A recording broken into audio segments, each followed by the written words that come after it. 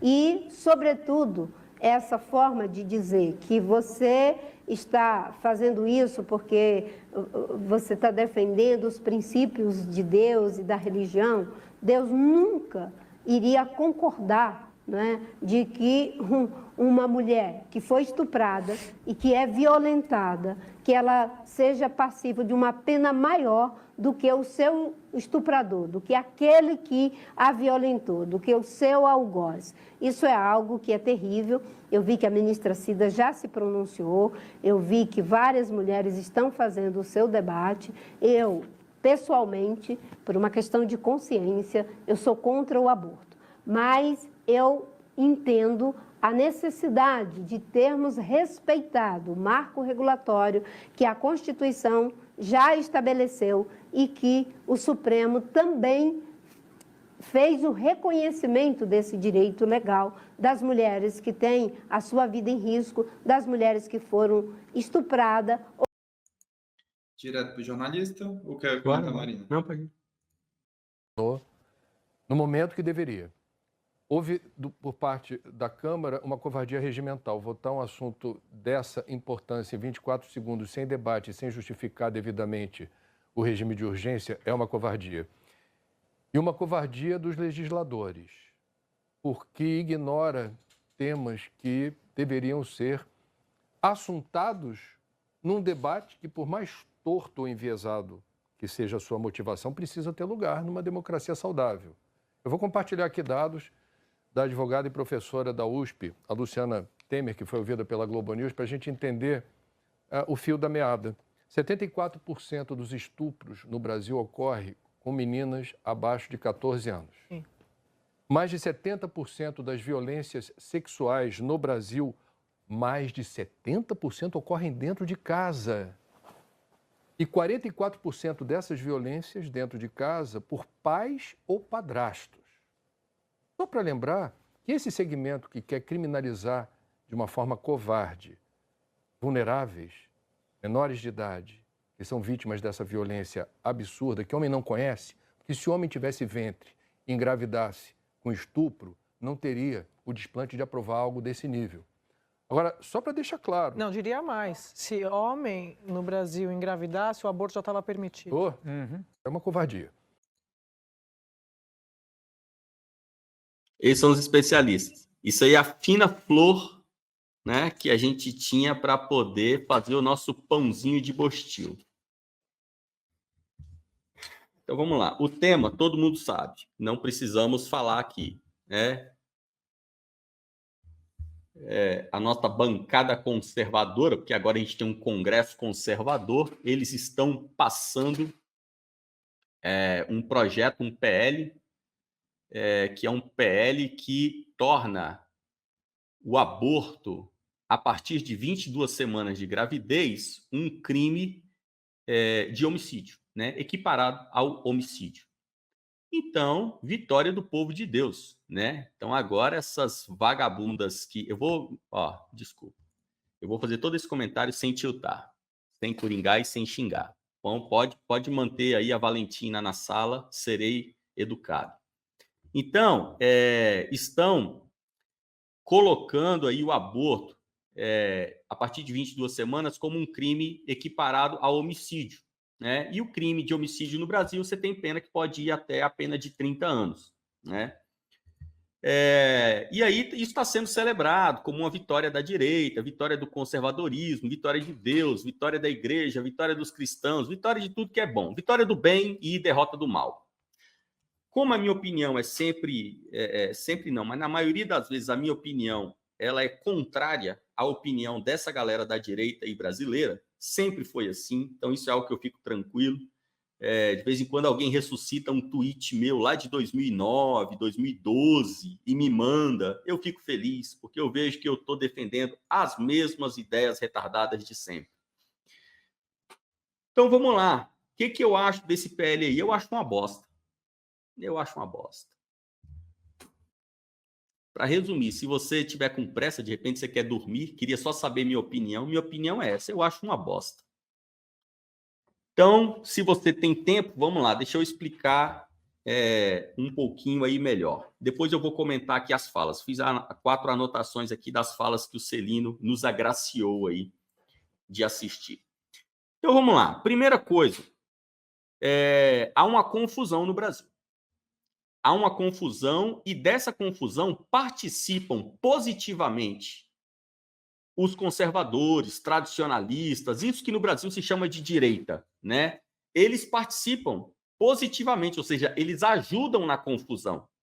Quanto mais a direita, os tradicionalistas, os conservadores trabalham, pior a coisa fica, porque eles ajudam a confundir a coisa. Então, vamos lá. A discussão está sendo feita em cima de quê? Aborto. Não, amigo, está errado. Olha, em 2020, quando eu fazia os eventos, lá se vão 4 anos. Quando eu fazia os eventos lá, naquela época que a gente estava rodando o Brasil, fazendo eventos para falar sobre conservadorismo na política, era um ano eleitoral. Naquele tempo, eu já falava isso nas palestras. Quem foi nas palestras, se tiver alguém aí no chat que foi em palestra minha lá em 2020, você vai lembrar que eu falava isso. A discussão pró-vida, ela não tem que falar de aborto, ela tem que falar de vida. O problema não é o aborto. O aborto é uma consequência última do problema. O aborto é a consequência última do problema. É agora nós queremos entrar numa discussão de química para falar sobre a composição do crack. Amigo, que conversa idiota. O aborto não é o problema. O aborto é uma consequência última de um problema muito maior. E o problema está em vida. Vida. Se tem alguém que pode falar de vida, são os vivos. E quando a gente está falando de tradicionalismo, conservadorismo, todos esses ismos aí, a gente está falando de um pacotão que todo ele, quer você saiba ou não, né? Se você sabe ou não, então isso não faz diferença, mas tudo se resume a cristianismo. Tudo se resume a cristianismo. Gente, entenda uma coisa, fora da religião, né? Aqui no Ocidente a gente fala de cristianismo. Lá no Irã, no Iraque, nos países árabes em geral, fala-se de islamismo.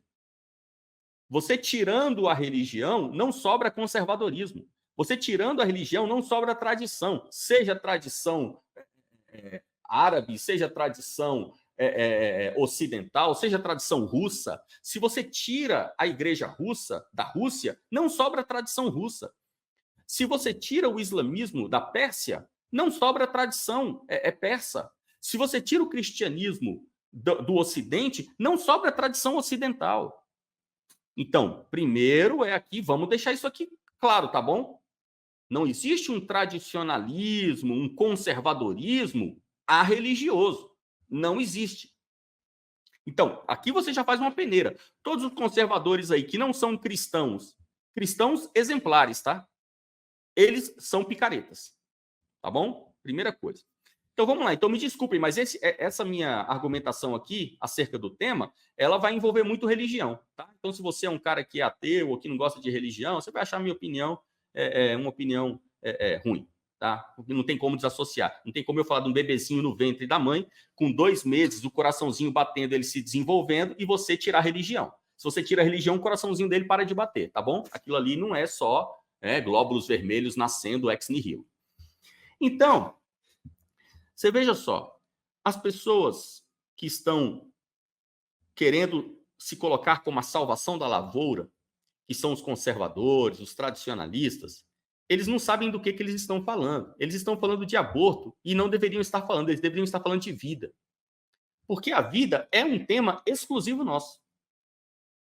Os comunistas não podem falar de vida. Os socialistas não podem falar de vida. Os ateus não podem falar de vida. Esses especialistas, cientistas, cientificistas, esses caras não podem falar de vida, porque eles não são vivos. Porque a gente aprende, isso aí se aprende lendo filosofia, tá? Não precisa ler a Bíblia, não. Você aprende lendo filosofia, lendo Aristóteles, De Anima, lendo Platão, o Timeu, né? Fédon. Você aprende isso. A vida é imaterial. A vida não é material. Então você tem aqui o meu corpo, né? Tem um ser humano. Está aqui o corpo. Se eu corto um braço, arranco um braço, Aristóteles fala isso no De Anima. Aristóteles fala que uma mão fora do corpo não é uma mão, é carne. Por quê? Porque mão, filosoficamente, o que define uma mão? Mão é o órgão do corpo que pega. Então, você quer pegar coisas, você usa a mão. Mão é o órgão do corpo que pega. Se eu corto uma mão, essa mão não pega mais. Se ela não pega mais, ela não é mão. Se ela não é mão, ela é o quê? Um pedaço de carne. Então, ali, Aristóteles, tá? Era pré-cristã. Jesus nem tinha nascido ainda. Era pré-cristã. Aristóteles entende o seguinte: vida é imaterial. Vida não está no corpo. Desculpa, a vida está no corpo, mas a vida não é o corpo. Então, se a vida é imaterial, não é material, para que você tenha vida, você precisa, em primeiro lugar, crer que existe a imaterialidade. Crer que existe a vida. Quem é que crê que existe a imaterialidade? Quem é que crê que existe a vida? Os religiosos. Por quê? O cientista vai falar assim, não, que é isso, sou ateu, mas também creio na vida e creio na imaterialidade da vida. Sim, e qual é a origem da imaterialidade? De onde veio a imaterialidade? A imaterialidade veio da matéria? A imaterialidade não pode vir da matéria, porque ela é superior à matéria. Então, se ela é superior, ela não pode vir da matéria, porque a matéria seria inferior, e o superior nunca vem do inferior. Então, naturalmente, tudo aquilo que não é físico é superior ao que é físico. Se a vida não é física, ela é imaterial, ela precisa ter vindo de algo que é ainda maior do que ela, porque nada vem daquilo que é menor. Então, de onde a imaterialidade, que nós chamamos vida, veio? De Deus. E não estou nem falando de Jeová, hein? Pode pôr o Deus que você quiser aí. Veio de Deus. Veio de Deus. Então, é por isso que eu estou falando. Se você desassocia a religião desse tema, o tema não existe. Então, quem é que pode falar disso, se não nós? Então, os conservadores, eles deveriam falar desse tema, mas eles não querem falar desse tema. Eles querem falar de um tema que até um traveco fala, que é o quê? Aborto. Eles querem, eles não sabem discutir, eles não sabem do que eles estão falando. Então, gente, nós temos que falar de vida. A vida é uma coisa maravilhosa, porque a vida, como o próprio texto bíblico diz, a vida é dom de Deus. A vida é dom de Deus. Então, vamos lá. Como que se dá a vida humana? Você tem o homem e a mulher. O homem, ele detém uma parte da vida humana que é a semente. Tudo no mundo nasce com semente, não é assim? Até na mitologia, você tem o elemento terra, que é o elemento feminino, e tem o elemento ar, que é o elemento masculino. Sempre foi assim. Grécia Antiga era assim, né? Egito Antigo era assim. China Antiga era assim.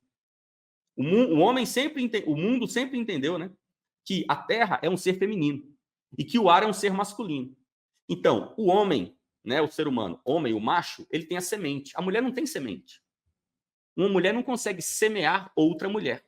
Então, o homem, ele detém a semente. Só que Deus é maravilhoso, porque o homem, ele não tem capacidade de fecundação, ele não tem capacidade de gestação da semente.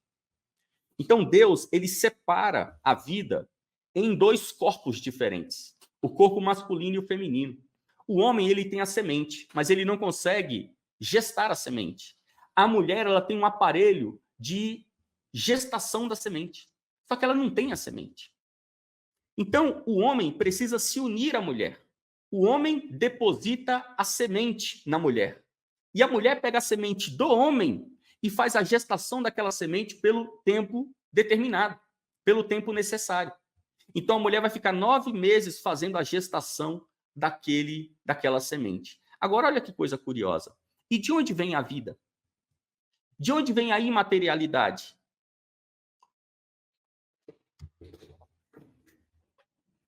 A relação sexual que gera um novo ser, ela é uma relação tripartidária.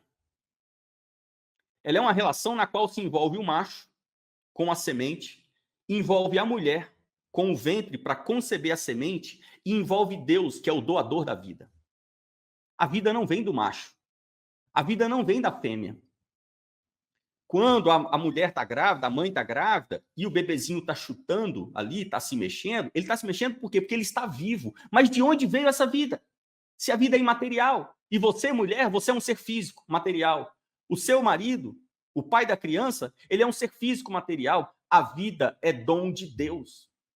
Quando o homem deposita a sua semente na mulher e a mulher fecunda aquela semente, recebe aquela semente e começa a conceber aquela semente, Deus participa dessa união. E Deus doa vida, porque tudo o que o homem tem poder para fazer junto com a mulher é gerar um novo corpo. A mão de Aristóteles. O homem e a mulher não podem gerar vida. A gente viu nos anos 90 toda aquela discussão da Dolly, que nem era fazer vida. Sinceramente, era uma coisa idiota, tanto que até esqueceram essa merda. Aquilo ali, o que eles queriam fazer? Era fazer um clone. O homem, ele não tem poder de gerar vida. Ele não consegue sequer clonar. Clonar. Desistiram daquela coisa, gastando rios de dinheiro para nada. No final, fez a Dolly lá, morreu. A Dolly foi de base. O homem, ele não é doador de vida. Então, quando a gente está falando de um bebezinho no ventre da mãe, nós estamos falando de uma relação tripartidária. É uma relação que foi partida em 3 partes. Deus deu a semente para o homem, deu o ventre para a mulher, mas a vida é dele. E Deus coloca a vida naquele corpinho que está sendo gestado dentro da mulher. Então, nós temos elementos como elementos da própria identidade, né? Eu, né, Fernando, eu sou. Eu não venho a ser. Eu sou. Quando o meu pai pega a sua semente, deposita na minha mãe e Deus coloca vida em mim, aquele primeiro microsegundo já é o Fernando pleno. Ele é o Fernando. O que acontece ao longo do tempo? O desenvolvimento físico-biológico. Eu não tinha bracinho, num determinado momento venho a ter, depois eu começo a ter habilidade de mexer o bracinho, depois coordenação motora, depois me fortaleço, desenvolvo musculatura, depois começo a perder musculatura, enfraqueço, vou me curvando e morro. A linha temporal, ela é uma linha de desenvolvimento de todos os elementos do mundo físico. Agora, os elementos imateriais, eles não são acidentados no tempo.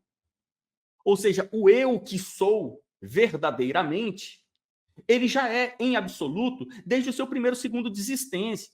Então, você veja, por exemplo, né, estou aqui com o meu corpo, sou o Fernando. Se eu, por exemplo, naquele exemplo que Aristóteles dá, né, se eu perco um braço, então tira o braço da pessoa, ela perdeu a identidade? Ela perdeu o seu ser? Ela perdeu de sua essência? Né? Ou seja, um Fernando que perde um braço, ele se torna menos Fernando? Se eu perdesse o braço, eu seria menos Fernando? Se eu perdesse os 2 braços, então fui lá, sofri um acidente de trânsito, tive que amputar os 2 braços, eu deixei de ser eu? A gente tem aqueles casos gravíssimos de pessoas que sofrem um acidente de carro e aí o carro em chamas, a pessoa fica descaracterizada, deformada, né? Então a aparência da pessoa fica totalmente destruída. Essa pessoa deixou de ser ela? Não, ela não deixa. Dentro dela, nós que olhamos para ela, a gente não consegue nunca mais olhar aquela pessoa do mesmo jeito, mas ela, dentro dela, ela sabe que eu ainda sou eu. Eu não deixei de ser eu. Eu ainda sou quem eu sou. Eu estou olhando para você e eu estou te vendo da mesma forma, porque eu ainda sou eu mesmo. E a pessoa entra numa luta para provar para os outros que ela ainda é ela mesma, apesar de estar totalmente deformada. Poxa, como que a pessoa teve o corpo absolutamente deformado e não deixou de ser ela mesma? Porque você, no fundo, você não é o seu corpo. Você está no seu corpo. Você, no fundo, é um eu imaterial. O verdadeiro Fernando não é esse corpinho aqui. O verdadeiro Fernando é algo que está dentro desse corpo e que se utiliza desse corpo para se manifestar no mundo físico. Então, se o verdadeiro Fernando não é esse corpo, mas ele está dentro desse corpo, o verdadeiro Fernando, na verdade, veio de quem? De Deus. Então, quando a gente está falando de vida, é disso que nós estamos falando. Aí os conservadores vão falar de aborto, aí fica, não, vou passar um vídeo.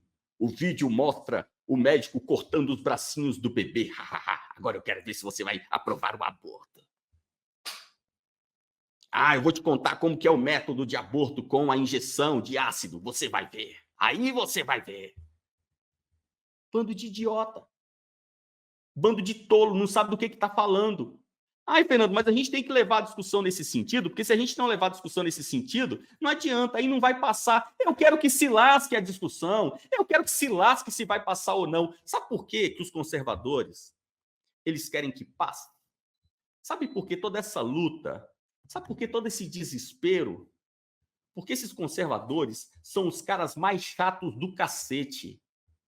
Esses caras são chatos pra cacete. Eles querem que os não conservadores vivam sob a égide do conservadorismo.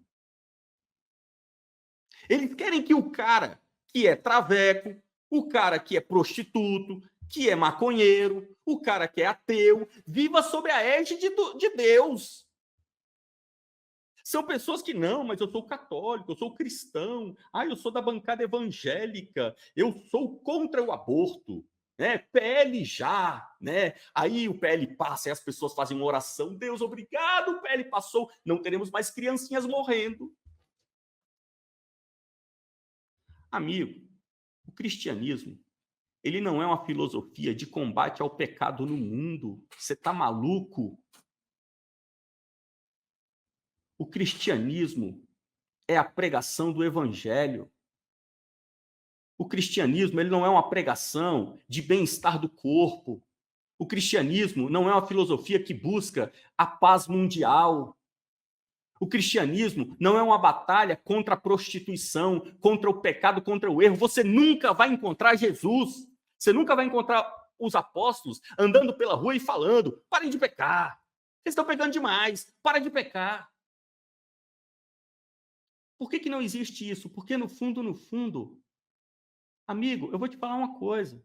Se a pessoa não tiver Deus, abortando ou não, ela vai para o inferno. E o bebezinho também. Se ele crescer e não se converter dos seus maus caminhos e crer em Jesus Cristo, ele vai para o inferno também, com aborto ou sem. Toda essa luta dos conservadores é uma luta carnal, unicamente carnal. Só carnal, só carnalidade. Toda a discussão do conservadorismo na política é pura carnalidade, não tem nada de cristianismo nisso. Não tem nada de cristianismo, é só carnalidade. E é carnalidade burra.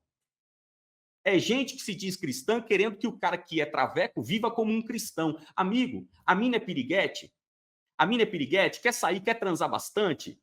Aí ela vai embuchar e vai abortar. Amigo, você espera o quê de uma piriguete? Agora, você quer que a piriguete não aborte por quê? Abortar é pecado. Amigo, ela é um pecado vivo. A própria existência dela é um pecado. Aí você está preocupado. Mas eu tenho que defender a vida, Fernando. Você é a favor do aborto? Então, sinceramente, é um bando de palhaçada, é um bando de cachorrada, é um bando de corno safado que só quer voto. Essa galera quer voto. Eles usam a pauta do aborto para ganhar voto.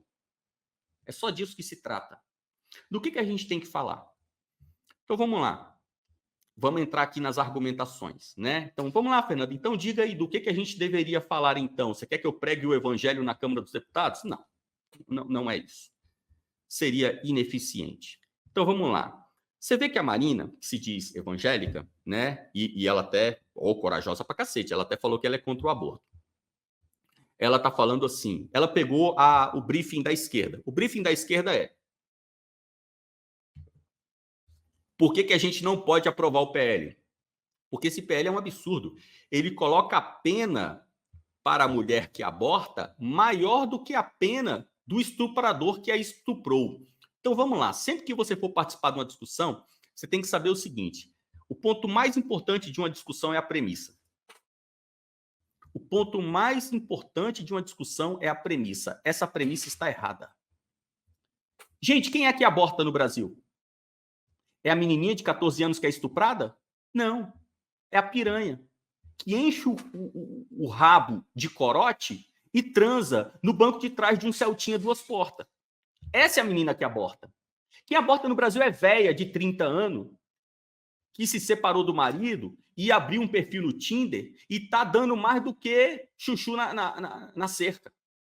Essa é a galera que aborta. Quem aborta no Brasil não é menininha de 14 anos estuprada pelo padrasto. Então, essa premissa é uma premissa idiota, tá? É uma premissa idiota.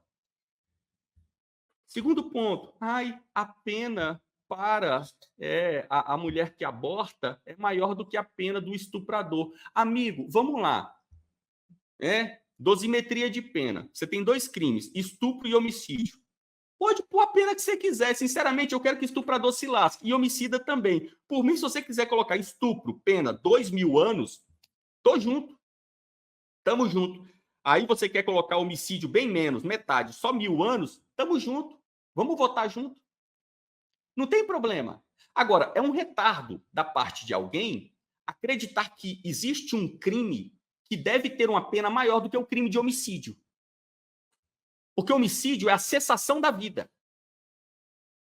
Você acha... Então, vamos lá. A esquerda acha que o crime de estupro é pior do que o crime de homicídio? Então é isso? Estuprador tinha que pegar 60 anos e homicida 30? Pô, vocês estão de sacanagem, né? Tudo premissa errada. Aí veio lá o especialista lá da Globo News, que o Celino colocou. Foi uma covardia votar o projeto em 24 segundos. Amigo, sempre que o projeto é votado rápido, essas votações simbólicas, né? Toda votação simbólica significa o seguinte: o resultado já estava decidido. O Lula fez um tweet, não fez, Celino? Lula fez um tweet. Lulinha fez um tweet e o tweet do Lula foi assim, na hora que eu vi, na hora que eu bati o olho, eu já esbocei um sorriso. Eu, Luiz Inácio, sou contra o aborto. Pronto, não vou nem ler o resto. Eu, Luiz Inácio, sou contra o aborto. Quando eu li isso daí, eu falei comigo mesmo. Passou. Passou. Amigo, entenda o seguinte, na política, existem 2 coisas que você pode fazer. Você pode fazer a ação ou falar. As 2 não dá. Então, ou você faz ou você fala. Se você fala, você não faz. Então, sempre que na política um cara chega diante das câmaras e fala assim, sou contra, pode saber, ele vai aprovar. É a regra. Então, se o Lula está dizendo, sou contra o aborto, pode saber, vai passar.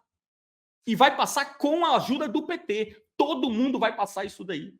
O PT não vai bloquear, o PT vai passar esse projeto. Então, conservadores, fiquem tranquilos, as criancinhas serão salvas. Né? Pode fazer aí, pode colocar lá em agradecimento nos cultos do próximo domingo. As criancinhas serão salvas para a glória de Deus. Ninguém vai barrar isso daí. A esquerda, o PT, o Lula, eles estão sentados no colo do Congresso. Porra, vocês se lembram quando o Lula ganhou? Estava na transição, o Alckmin estava pintando e bordando aqui no CCBB, fazendo a transição, a Gleisi putaça com o Alckmin, e a gente falando aqui o tempo inteiro, fiquem tranquilos que esse não será um governo do Lula, esse não vai ser um governo comunista, você não vai comer seu cachorrinho, fique tranquilo, o Lula não vai fechar as igrejas, esse governo é um governo liberal, esse governo é um governo de centro, e a política que vai ser aplicada vai ser de centro-direita, nem de centro-esquerda vai ser. Fiquem tranquilos. Mas não, que é isso, Fernando, você ajudou o Lula a chegar ao poder, agora eu vou comer o doguinho. O Lula está sentado no colo do Lira, assim como o Bolsonaro está sentado também. Está todo mundo sentado no colo do Congresso. E o Congresso está fazendo o quê? O Congresso é safado. O Congresso é bicho safado. O Congresso sabe, gente, e nós, sozinhos, ninguém mais está falando isso. E quem começar a falar, vai falar porque está copiando a gente. Porque coisa maluca desse nível, ninguém fala. A pauta progressista caiu. Nós estamos falando isso há meses. Tá tendo o G7. Pô, a gente nem colocou o G7 aqui. Vamos falar do G7 outro dia. De repente, aí amanhã a gente faz uma live. Tá tendo o G7. Você viu a pauta do G7? Os caras reclamando do transculturalismo, reclamando das fronteiras, tem que ter política para a fronteira. Eles solicitando G7, hein? Macron, aquele Trudeau, a Biden, aquela Melanie lá, a mulher da Itália lá, os caras no G7, que é assim, os culhão do Satanás, os caras estão falando de quê? Com essas palavras, eles falando, nós precisamos de políticas para mandar de volta para o seu país pessoas que não queiram trabalhar para desenvolver o país em que elas estão. Ou seja, você pode até fazer uma imigração, mas desde que seja para ajudar o país. Ficar de vagabundagem aqui em Paris, não. Gente, a pauta progressista acabou. A pauta progressista já era. Eu estou falando isso aqui há meses.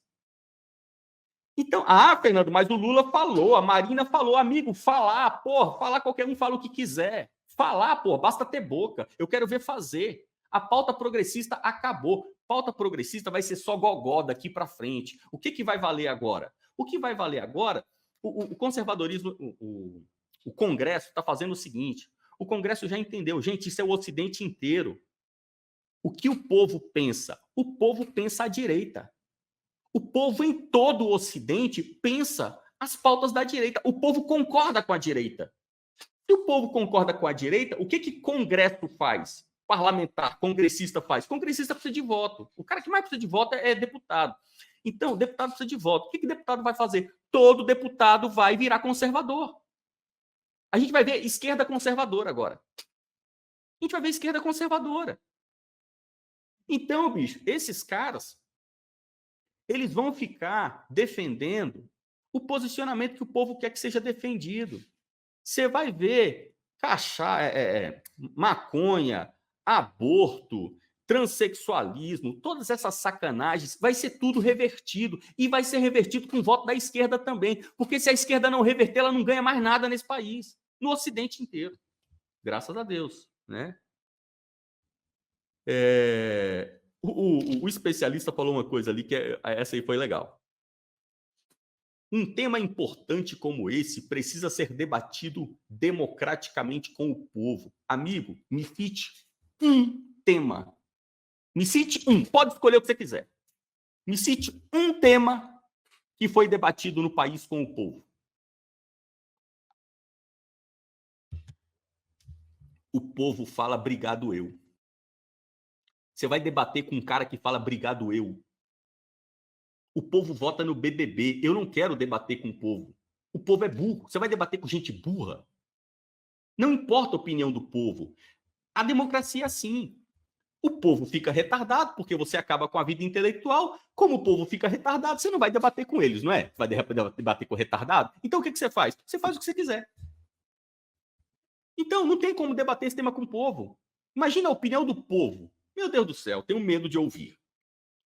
Depois eles vêm com, assim, o tema que eles vêm com a fala que é a cereja do bolo, né? Vocês sabiam que no Brasil 70% dos estupros acontecem dentro de casa e a vítima são menininhas de até 14 anos? Amigo, fecha o boteco e vamos todo mundo para o Paraguai. Eu me recuso a viver num país onde menina de 14 anos é estuprada dentro de casa. Então quer dizer que vocês, bando de corno, vocês sabem dessa merda. Vocês sabem que as meninas, vocês sabem que as vítimas de estupro no Brasil, 70% delas são crianças do sexo feminino de até 14 anos. E vocês, seus cornos, vocês foram a favor do lockdown. Vocês foram favoráveis que essas meninas ficassem 2 anos trancadas dentro de casa. Então, esse bando de desgraçados, servo do Satanás, esses caras todos, eles vêm com esses dados, né, que devem ser colhidos no IBGE do inferno, eles vêm com esses dados assim, ai, você sabia que quem é estuprado no Brasil são menininhas de 14 anos? Sim, amigo, e o que a gente vai fazer? Peraí, o que a gente vai fazer então? Vamos liberar o aborto. Porra, então vamos lá, peraí, deixa eu entender. O problema é uma menina de 14 anos gestar uma vida. O problema não é um macho estuprar ela. O macho estuprar é a vida. Você sabe como é? O Brasil é um país de terceiro mundo, essas coisas acontecem. Vamos desenvolver políticas junto com o Unicef. Agora, já pensou uma menininha de 14 anos ficar grávida? O trauma que acontece na cabeça dela? Ela ser violentada por um velho não traumatiza ela, não. Você sabe o que traumatiza uma garota de 14 anos? Ver nascer um bebê. É um trauma, assim, insuperável. Agora lá, o velho tarado que bateu nela, espancou ela, prendeu, estuprou ela, e depois se levantou, vestiu a calça e foi embora e deixou ela lá no chão, isso aí ela supera. Temos psicólogos. Olha, eu vou falar para vocês, jornalismo é crime. Jornalismo é crime. Sabe, assim, para mim essa frase é uma frase que, essa frase, ela simplifica. Eu gostaria que essa frase virasse, assim, um viral, né? Jornalismo é crime. Porque o que esses caras falam é um absurdo.